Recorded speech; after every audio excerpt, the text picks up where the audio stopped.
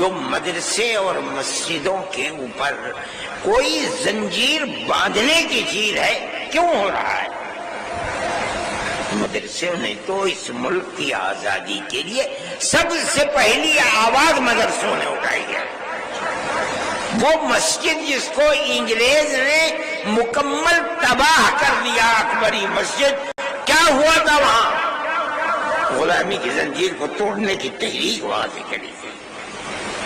آج بھی اگر زمین کو کھودو گے ایڈورڈ پارک کی تو وہاں سے وہ ان کی دیواریں مل جائیں گی۔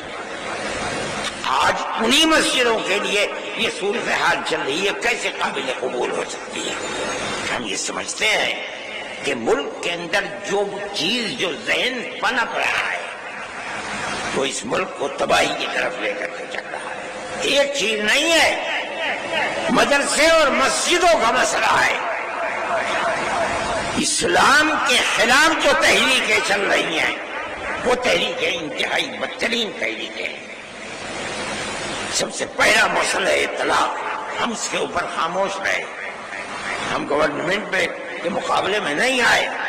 ہم نے یہ سوچا کہ بھئی ایک چیز ہے، چلو جس کے دل کے اندر ایمان ہے وہ اسلام کے قانون پر عمل کرے گا، جو کورٹ میں جائے گا کورٹ اس کے لیے فیصلہ کرے گا۔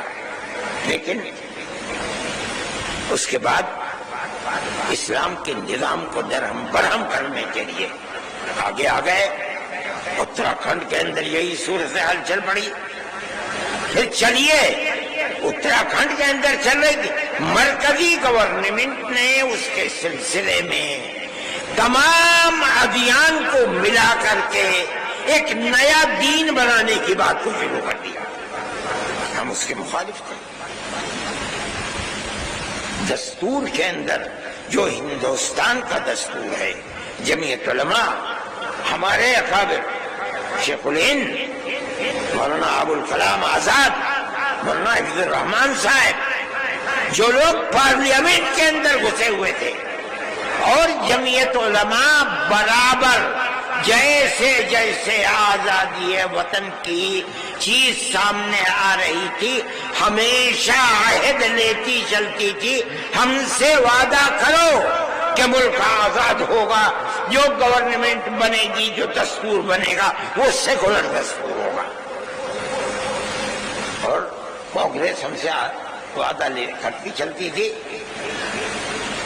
میرے پاس تحریریں موجود ہیں کہ جن کے اندر موتی لال نہرو، جواہر لال نہرو، گاندھی جی، کانگریس کی ورکنگ کمیٹیوں کی تجاویز ہیں۔ وہ کہتے ہیں کہ ہم یقین دیتے ہیں کہ مسلمانوں کا مذہب، مسلمانوں کے اوقاف، مسلمانوں کی مسجدیں، مسلمانوں کے امام باڑے، ان کی زبان، ان کا کلچر، ایک لمبی فہرست، ہر چیز محفوظ رہے گی۔ ملک آزاد ہو گیا۔ آزاد ہونے کے بعد ملک کا دستور بنا۔ ایسے لوگ تھے جو یہ کہتے تھے کہ ملک آزاد ہوا، لیکن مسلمانوں نے اسلام کے نام کے اوپر ایک ٹکڑا ملک کا لے لیا، اس لیے اب ملک کا دستور ہندو دستور ہوگا، انہوں نے لے لیا۔ جمعیت علماء تھی جو لے کر کے بیٹھ گئی۔ ہم نے ملک کو تقسیم نہیں کرایا، ہمارے اوپر جوتوں کے ہار ہمارے گلوں کے اندر پڑے، ہمیں مارا گیا، لیکن ہم نے جس چیز کو صحیح سمجھا تھا، ملک کی تقسیم کی مخالفت کی۔ ہم پاکستان نہیں گئے۔ اگر ملک کی تقسیم پر دستخط کیے، تم نے دستخط کیے، ہم نے دستخط نہیں کیے۔ اگر قصور ہے تمہارا قصور ہے، ہمارا قصور نہیں ہے۔ شریف لوگ تھے، اس چیز کو سمجھے۔ جمعیت علماء کی اس تحریک کے بنیاد کے اوپر مجبور ہوئے اور ملک کا دستور سیکولر دستور بنا۔ دفعہ 25، 26، 29 لا کر رکھی گئی، جن کا حاصل یہ ہے کہ ملک کی ہر اقلیت کو، چاہے وہ زبانی اقلیت ہو چاہے مذہبی اقلیت ہو، اپنے مذہب کے مطابق اپنے ادارے بنانا، ادارے بنا کر چلانا، ہر چیز جائز ہے اور بلا کسی کھٹکے کے جائز ہے. یہ وہ ہے دستور جو دستور ہے ملک کا، اور یہ سیکولر دستور ہے. اسی بنیاد کے اوپر مسلمان زندہ ہے. آج فرقہ پرست طاقتیں دستور کی ان شقوں کو کاٹ نہیں سکی ابھی تک، لیکن اس کے خلاف کام کر رہے ہیں. اس بنیاد پر ہماری مسجدوں کو توڑا جا رہا ہے. آپ کو ہمارے مدرسوں سے کیا لینا ہے؟ ہمارے مدرسے کے اندر پڑھنے والے کوئی احتجاج نہیں کرتے، بسوں کو آگ نہیں لگاتے، ریلوں کو آگ نہیں لگاتے، کوئی جھگڑا نہیں کرتے، امن و امان کے ساتھ زندگی گزارتے ہیں، پڑھتے ہیں اور اپنی زندگی کو گزارتے ہیں. آپ کے اوپر کیوں شاخ گزرتی ہے یہ بات؟ کیا آپ ملک کے امن و امان کو پسند نہیں کرتے؟ میرے بھائی، جمعیت علماء کا یہ دستور ہے.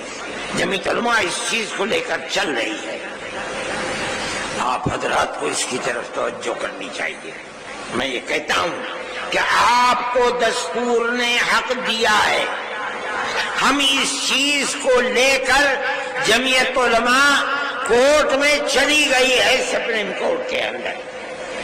ان حالات میں جبکہ حکومتوں کی بنیاد نفرت کی سیاست پر ہے، جمعیت علماء نہیں سمجھتی کہ کوئی اور راستہ ہے علاوہ اس کے کہ ہم سپریم کورٹ کے کنڈی کو کھٹکھٹائیں.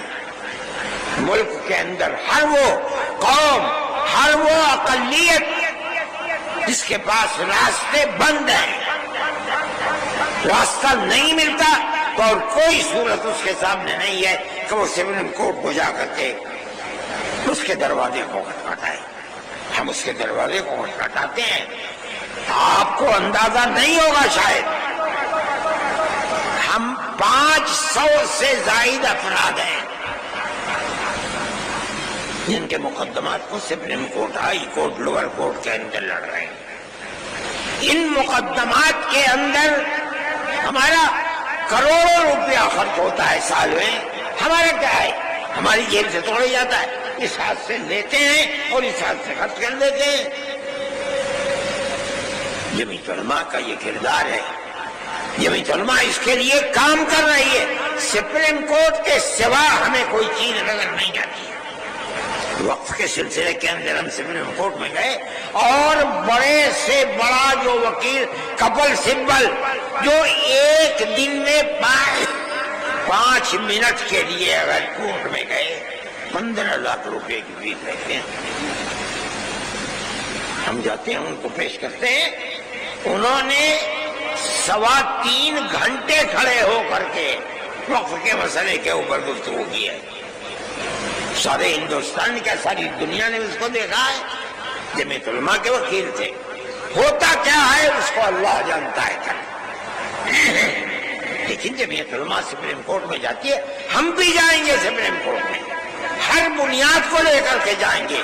جہاں ہمیں راستے نظر نہیں آئیں گے ہم جائیں گے. لیکن ہم یہ بات کہتے ہیں کہ ملک کی ایک پرانی تاریخ ہے. آج سے نہیں، 1400 سال سے ہماری تاریخ ہے اس ملک کے.